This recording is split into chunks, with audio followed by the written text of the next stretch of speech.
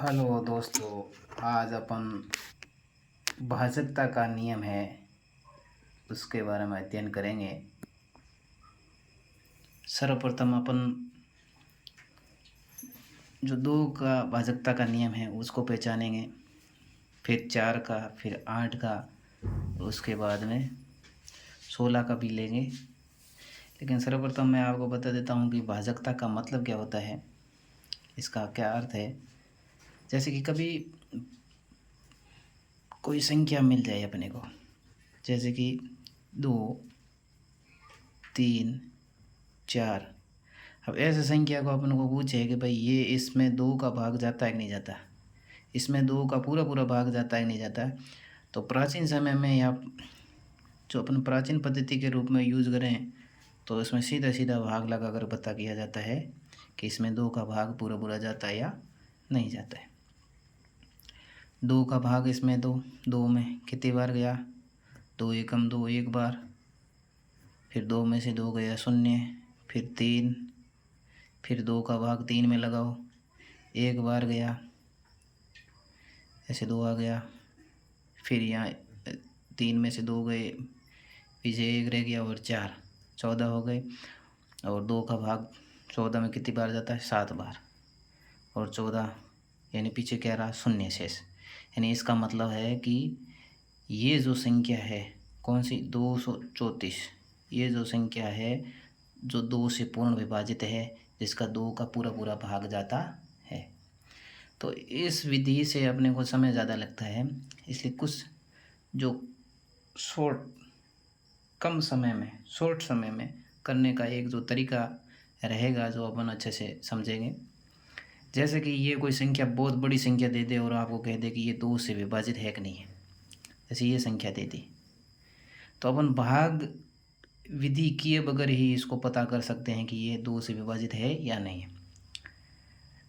तो जिस इसमें कोई भी संख्या हो उसका इकाई अंक देखना है। यदि इकाई अंक 0 है, 2 है, 4 है, 6 है, 8 है, यानी सम संख्या है, तो वो 2 से पूर्ण विभाजित होगी। अब अपन यदि इसको इस संख्या में 2 का, आगे कोई भी संख्या उससे कोई मतलब नहीं है, पीछे जो जो है या फिर इकाई का अंक है वो देखना है 2 से विभाजित है कि नहीं है। ये 2 से विभाजित है या सम संख्या है तो वो 2 की भाजकता के नियम के अंतर्गत आती है। जैसे कि यहाँ पीछे 8 आ जाए, ऐसी कोई संख्या आ जाए जैसे कि 2, 3, 7, और जैसे कि यहाँ पीछे मैंने 4 लिख दिए, तो बोलो ये 2 से जो इकाई अंक है वो 2 से विभाजित है क्या, बिल्कुल है, क्योंकि इसमें इकाई अंक है वो सम संख्या है, 2 से विभाजित है, तो ये 2 से पूर्ण विभाजित होगी। इस प्रकार से 4 का भाजकता का नियम अपन देखेंगे। 4 का नियम है जो इकाई व दाही से बनी संख्या का अगर 4 से विभाजित है तो वह संख्या 4 से विभाजित होगी। यानी 2 से विभाजित का बोले तो इकाई अंक देखना है, 4 का बोले तो अपने को 2 अंक देखने हैं, 8 का बोले तो अपने को 3 अंक देखना है, और 16 को बोले तो अपने को कौन से कितने अंक देखने हैं। जैसे कोई संख्या दे दे 2, 7, 8, 4, 3, 2, 4, 4, और भी ऐसी कोई संख्या दे दे 4, तो अपने को 16 का नियम बोले तो अपने को 4 संख्या देखनी है, 8 का बोले तो पीछे से 3 अंक देखने हैं, और 4 का बोले तो अपने को क्या करना है, पीछे की इकाई और दाई, इसमें इकाई दाई सैकड़ा यानी 3 अंक, और 16 का है नियम है तो उसमें अपने को इकाई दाई सैकड़ा और हज़ार, चारों का नियम अपने को चारों संख्या को साथ में देखना है। तो आपको अच्छे से समझ में आ गया होगा। जैसे कि कोई संख्या दे रखी है तो अपने को जैसे 8 का भाजकता का नियम कहे तो इसमें भाग लगाना है 3 संख्या का। ये 3 का भाग अपन क्यों लगाते हैं कि इसका मतलब आप ये समझ लो कि जैसे कि 8 है, 8 2 की कितना क्यूब है कि 3, यानी 2 का कितना क्यूब है कि 3, यानी 2 को 2 गुणा 3 बार करेंगे तो 8 आते हैं, यानी 2 का क्यूब 3, यानी इसके पीछे 3 संख्या देखना है। इसमें जैसे 4 है तो 2 का इसमें क्या हो जाएगा, वर्ग हो जाएगा, यानी 2 गुणा 2 यानी कितना होता है 4, यानी इसका इकाई अंक, इकाई और दाई यानी 2 अंक पीछे से देखने हैं। और इसमें 2 की कोई घात नहीं है तो इसका मतलब है कि 1 अंक, 4 में 2 की घात 2 तो 2 अंक पीछे से देखना।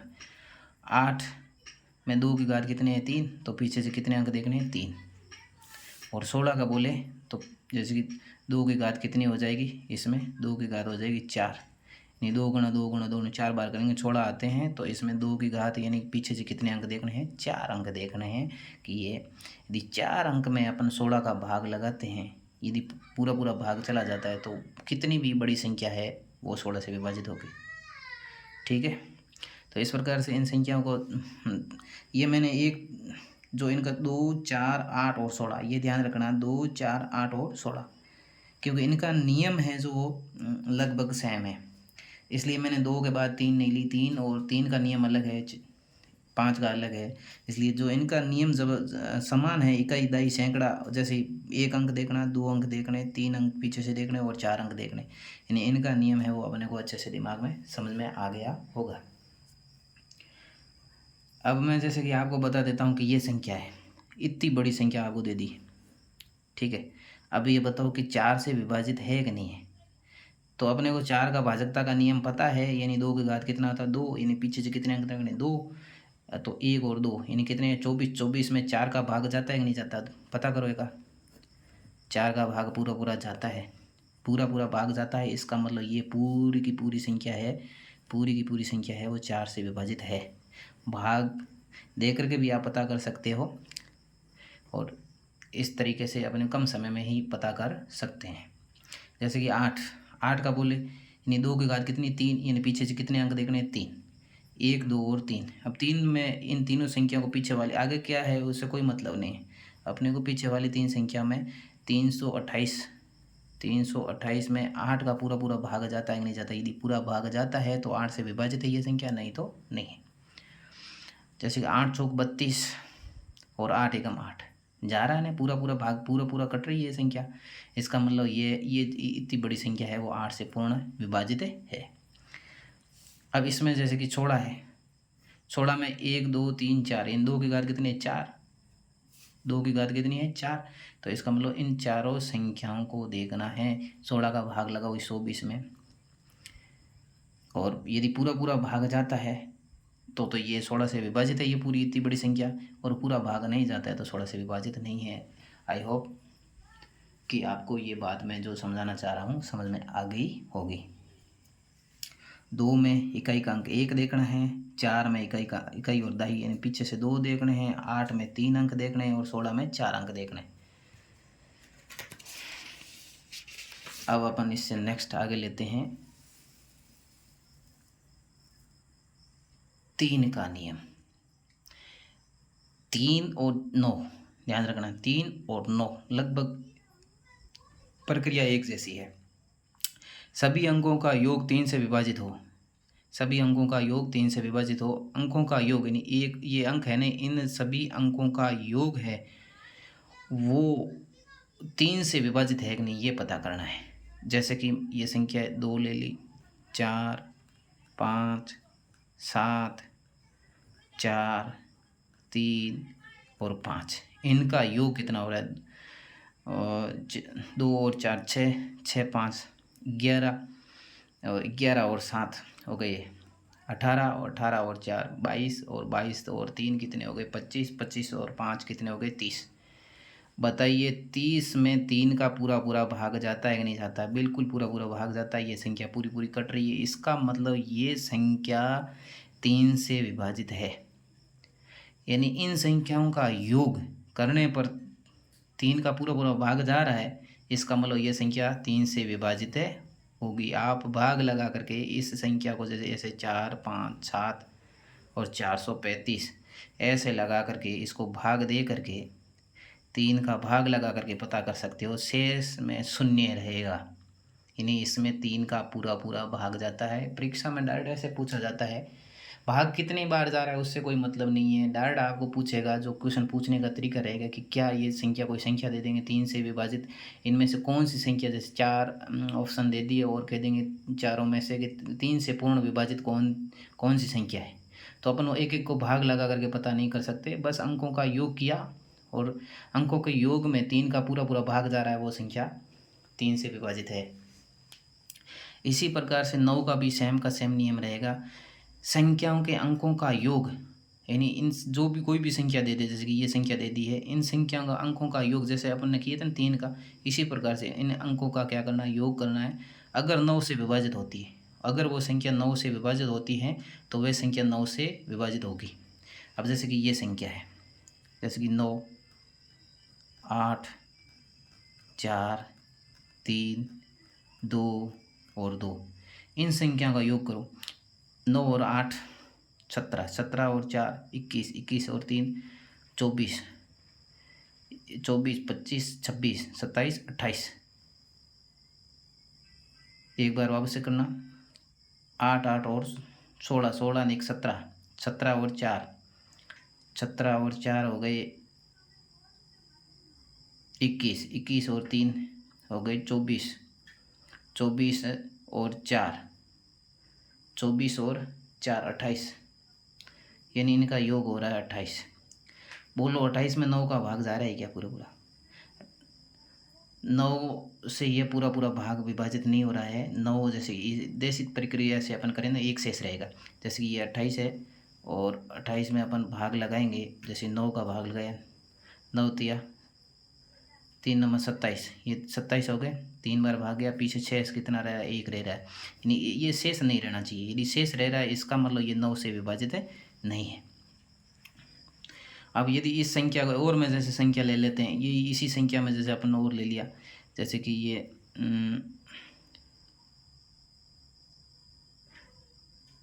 ऐसे इसमें 7 और 36 जैसे बनाए ना, जैसे कि यहाँ और भी आप संख्या ले सकते हो ऐसे कोई भी, जैसे कि आपने ले लिया ये 1 और 2 ले लिया और 1 और 6 ले लिए।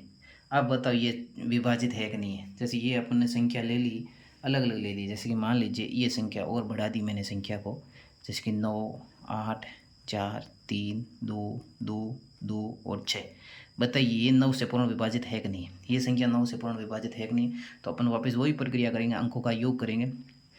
8 और 16 17, 17 और 4 हो गए 21, 21 और 3 24, 24 और 2 कितने हो गए 26, 26 और 2 28, 28 और 2 30, 30 और 6 36। बोली कितने योग हुए टोटल 36। अब 36 में 9 का भाग जा रहा है क्या, 4 नंबर 36, यानी कितनी बार भाग जा रहा है, 4 बार। भाग कितनी बार जा रहा है उससे अपने को कोई मतलब नहीं, यानी ये पूरा पूरा कट रहा है, इसका मतलब ये 9 से पूर्ण विभाजित है। ये संख्या क्या है, 9 से पूर्ण विभाजित है। अब ध्यान रखना 3 और 9 का जो नियम है ना, वो अंकों का योग वाला है। अंकों का योग करके जो टोटल आ रही है उसमें 3 का भाग लगा दो, वो 3 यदि पूरा पूरा भाग जा रहा है तो वो 3 से विभाजित है। और 9 में भी योग का वो सेम सिस्टम है, जो संख्या दे रखी है उनको योग कर लो, और योग करने के बाद जो संख्या आती है वो 9 से विभाजित है।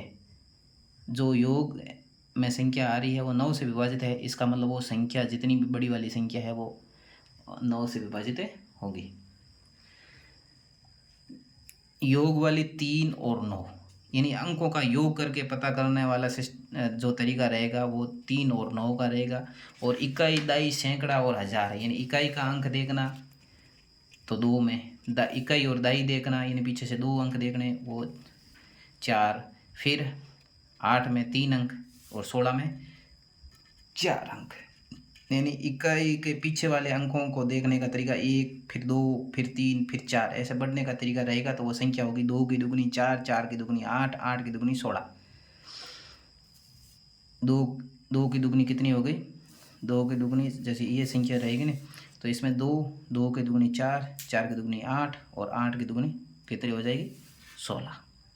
तो इसी प्रकार से पहले इकाई का अंक, 2 में 1 इकाई अंक और 4 में 2, 8 में 3 और 16 में 4 अंक देखने। और अंकों का योग वाला कहे तो 3 और 9 में अंकों का योग वाला से तरीका रहेगा।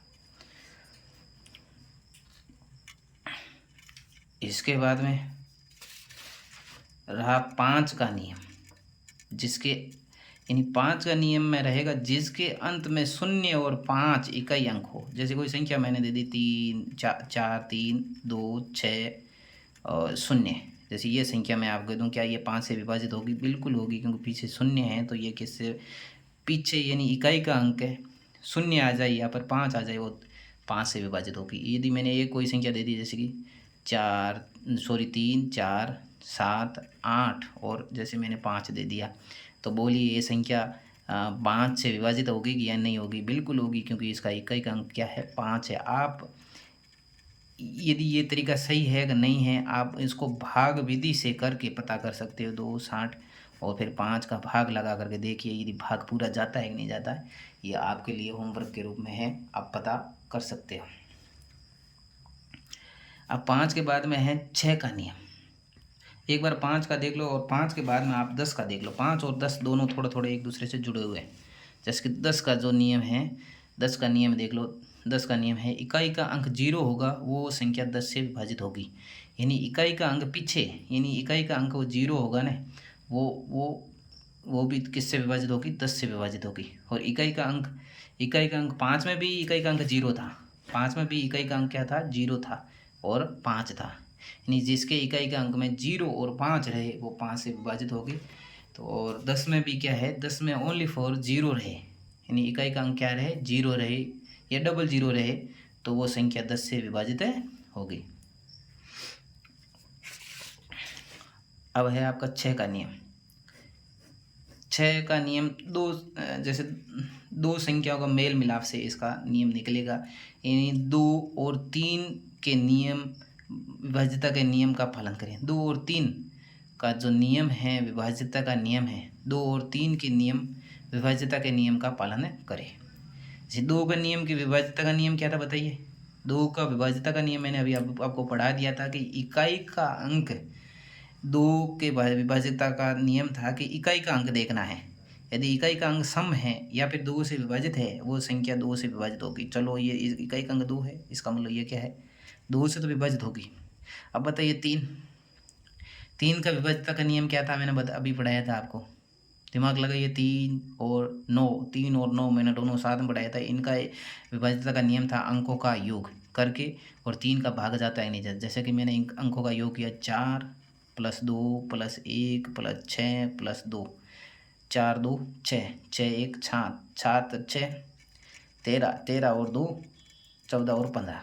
बताइए 15 के अंदर 3 का भाग जाता है कि नहीं जाता? बिल्कुल जाता है। यानी इसका मतलब ये है, यानी इस 2 का विभाज्यता का नियम का पालन कर रही है और 3 के विभाज्यता का नियम का भी पालन कर रही है। यानी इसने यही कहा है, यानी दोनों का नियम का पालन करे तो वो 6 से विभाजित होगी। तो बताइए ये संख्या 6 से विभाजित है कि नहीं है? बिल्कुल होगी, क्योंकि ये 2 का विभाज्यता का नियम का पालन कर रही है और 3 के विभाज्यता का नियम का भी पालन कर रही है।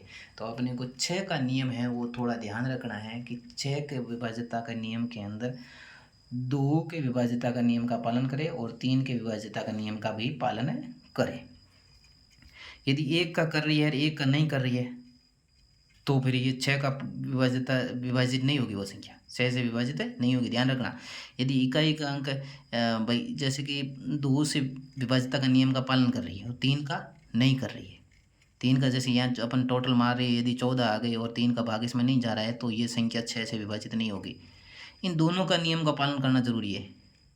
किसी एक का कर दे, किसी एक का नहीं करे, तो फिर बाद में 6 का नियम वाला ये सिस्टम नहीं बैठेगा, 6 का भाग नहीं जाएगा पूरा। इन दोनों का ही विभाज्यता का नियम का पालन करना चाहिए, तो ये नियम लागू रहेगा।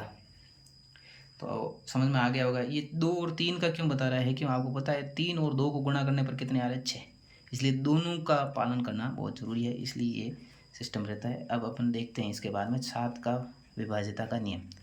ये थोड़ा सा अलग है, थोड़ा हटके है, ये थोड़ा इसको याद रखना पड़ेगा अपने को। इकाई के अंक को 5 से गुणा करके, इकाई का अंक है ना, उसको किससे गुणा करना? 5 से गुणा करके। यानी इकाई का अंक जैसे कि ये है, इकाई का अंक 5 है, इकाई के अंक को 5 से गुणा करके शेष बची संख्या में जोड़ दो। यानी इकाई का अंक क्या है? 5।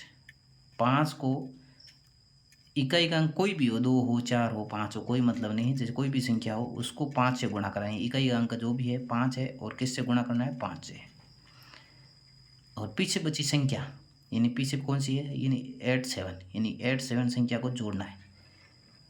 87 पूर्ण 25, 25 और 87 को जोड़ दो। अब जोड़ दो, 7 5 12, 8 2 10, 10 1 11 यानी कितने आ गए 112। अब बताइए 112 में 7 का भाग जाता है कि नहीं जाता? 7 का भाग जाता है कि नहीं जाता? बिल्कुल इसमें पूरा पूरा भाग जाता है। 7 एकम 7, 7 छंग 42, 16 बार भाग जाएगा। यानी भाग कितनी बार जा रहा है अपने को उससे कोई मतलब नहीं है। अपने को तो पता करना है कि इस संख्या में 7 का भाग पूरा पूरा जाता है कि नहीं जाता। इसका मतलब ये 7 से पूर्ण विभाजित है। और भी अपन कोई संख्या ले लेते हैं, जैसे कि मैंने ले लिया 8, 2 और 4। अभी अपने को पता करना है कि ये 7 से विभाजित है कि नहीं है। जैसे ये मैंने संख्या ले ली, इस साइड आपको दिखा नहीं हो तो देख लो, 8, 7, 5 ये संख्या थी। और इकाई के अंक से अभी एक बार देख लो, और मैं उदाहरण लेकर आपको समझा देता हूँ। जैसे ये संख्या है, जैसे इसका इकाई का अंक क्या है 4, ये 4 ले लिया। इकाई का अंक 5 से गुणा कर दिए, ये लिखा हुआ है रूल में कि इकाई का अंक को किससे गुणा करना, 5 से कर दिया, ठीक है। फिर जो शेष बची संख्या, यानी ये वाली जो शेष बची संख्या यानी जो बची है, उनको इनके साथ में जोड़ दो। यानी इनका गुणा करके इनके साथ में जोड़ना है। 20, 5 जो 20 हो गए, ये 20 और 2 को इसको साथ में जोड़ दो, कितने हो रहे हैं, ये हो रहे हैं आपके 102, ठीक है। अब 102 में 7 का पूरा पूरा भाग जाता है कि नहीं जाता, ये पता करना है। 102 में जैसे ये संख्या हो गई, 102 में 7 का पूरा पूरा भाग जाता है, नहीं 7 एकम 7 और 7 चौक 28,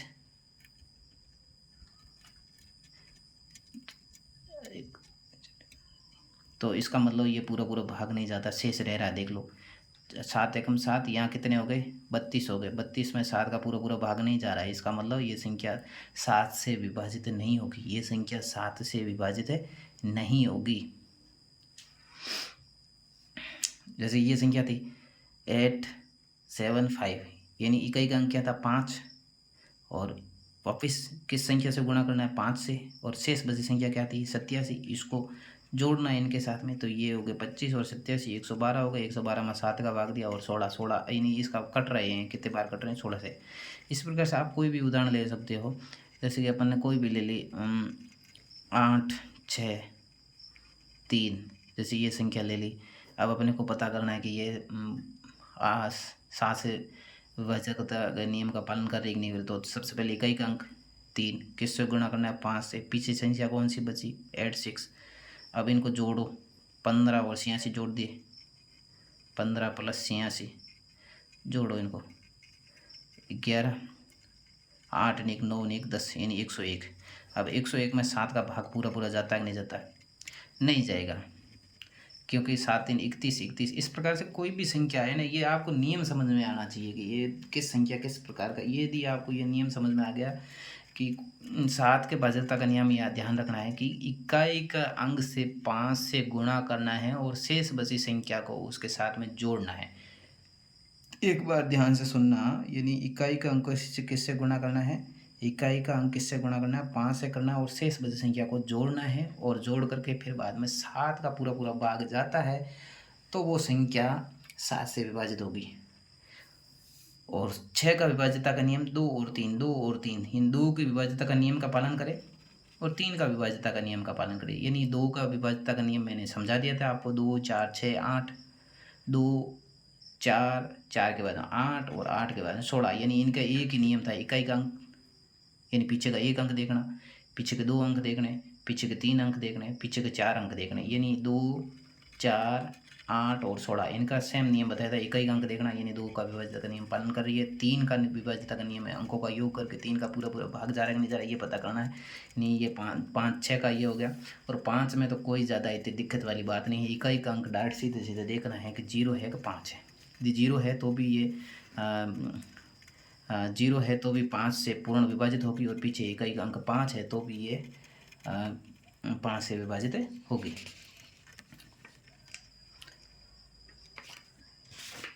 दस का विभाज्यता का नियम मैंने आपको बता ही दिया था। 10 का विभाज्यता का नियम है कि इकाई का अंक 0 हो या फिर इकाई का अंक 0 होगा डायरेक्ट तो सीधा वो 10 से विभाजित होगा, इसमें ज़्यादा इतना कोई बेज हमारी वाली बात है नहीं है।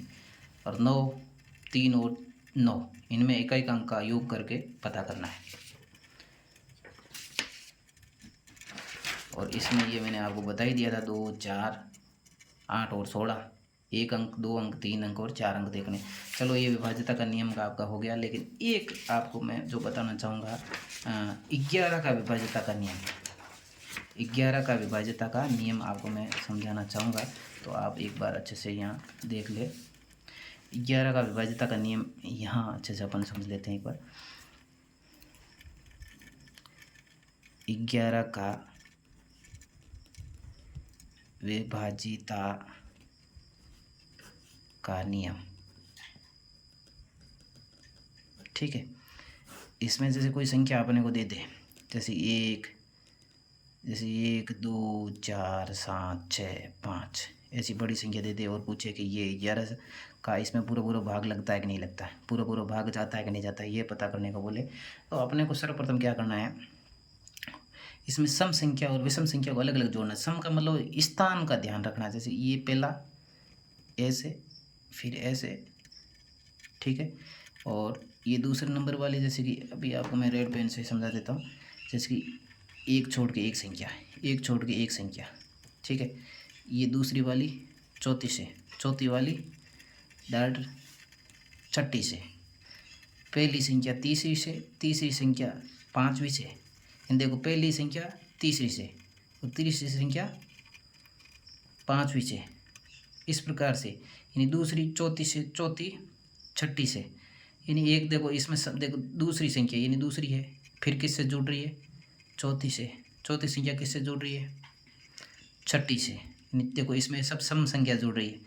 इसमें देखो पहली संख्या, फिर किससे, तीसरी से, फिर ये कितने नंबर से जुड़ रही है, पाँचवें से।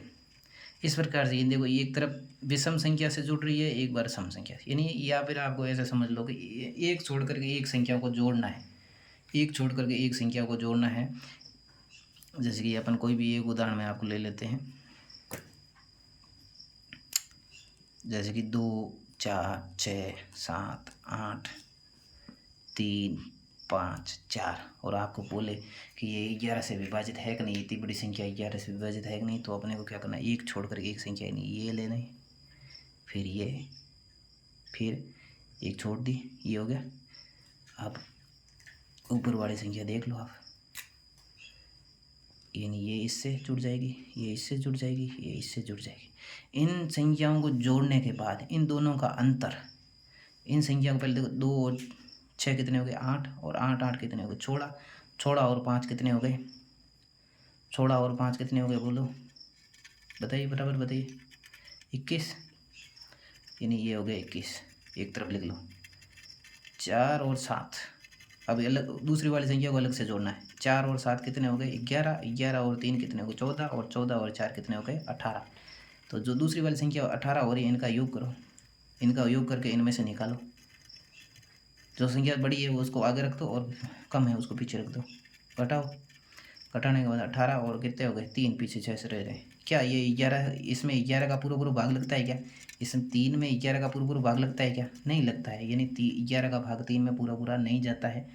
तो इसका मतलब ये 11 से विभाजित नहीं होगी।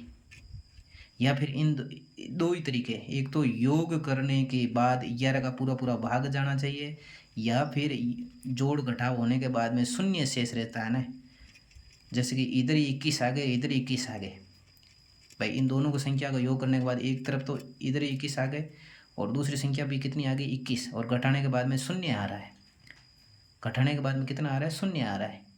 यदि घटाने के बाद में शून्य आए तो भी वो 11 से विभाजित होगी, और शून्य नहीं आ रहा है, यदि 11 का भाग जा रहा है, जैसे यहाँ 22 आ जाते हैं, मान लीजिए यहाँ सपोज दैट इनका घटाने के बाद में 22 आ जाते हैं, नहीं 11 का भाग 22 में जा रहा है क्या, बिल्कुल जा रहा है, 11 दूनी 22, इन 2 बार भाग जा रहा है, इसका मतलब ये 11 से विभाजित हो जाती।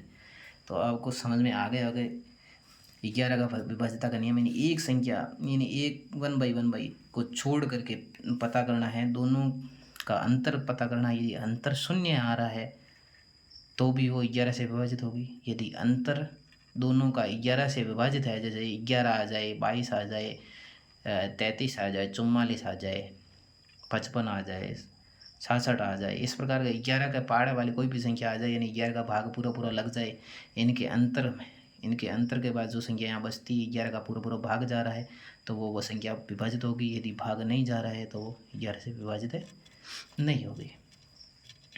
ऐसे आप और भी संख्या ले सकते हो, जैसे कोई संख्या ले ली 4, 3, 2, 6, 7, 8।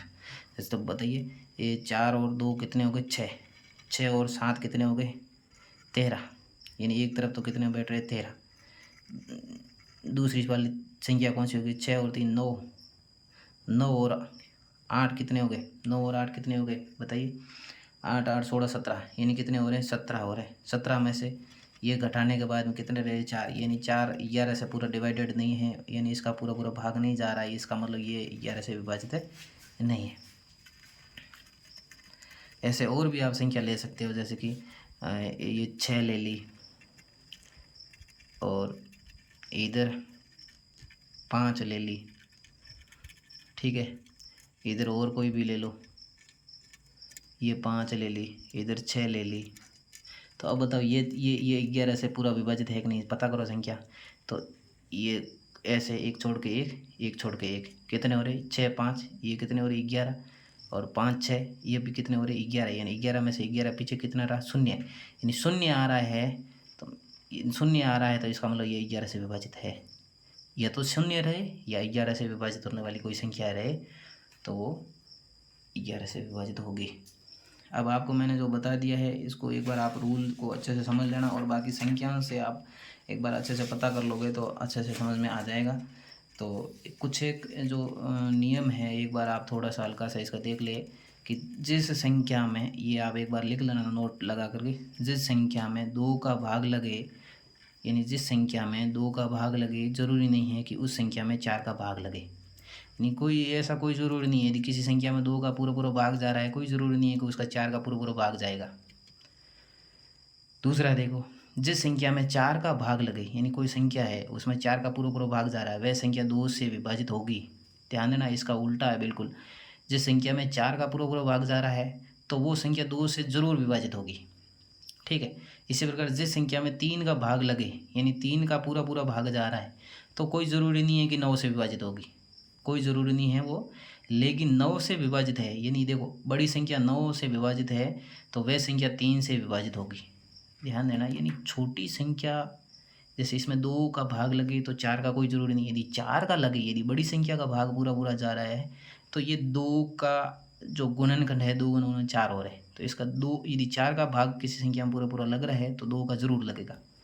इसी प्रकार से 3 का भाग लगे कोई ज़रूरी नहीं है 9 से विभाजित हो, लेकिन यदि 9 से विभाजित है वो संख्या 3 से विभाजित होगी। यानी बड़ी संख्या का पूरा पूरा भाग यदि जा रहा है जैसे उसी गुणनखंड के, जैसे 9 है, 9 किसके गुणनखंड है 3 गुणा 3, 3 3 9, यानी 9 का भाग जा रहा है तो 3 का जाएगा। 4 का जा रहा है पूरा पूरा भाग तो 2 का जाएगा। जिस संख्या में 4 का भाग लगे ज़रूरी नहीं है कि वो 8 से विभाजित हो, यदि देखो छोटी 4 है, 4 का किसी का भाग जा रहा है तो कोई ज़रूरी नहीं बड़ी वाली संख्या 8 का पूरा पूरा भाग जाए, लेकिन 8 से विभाजित कोई संख्या है लेकिन तो 4 से ज़रूर विभाजित होगी।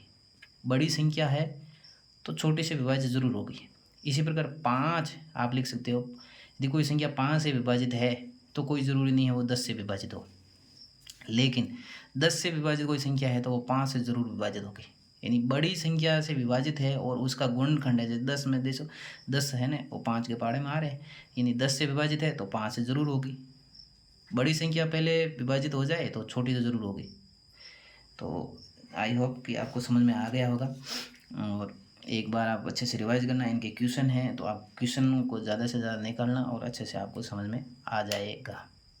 धन्यवाद। आगे नेक्स्ट क्वेश्चन में अपन अच्छे से और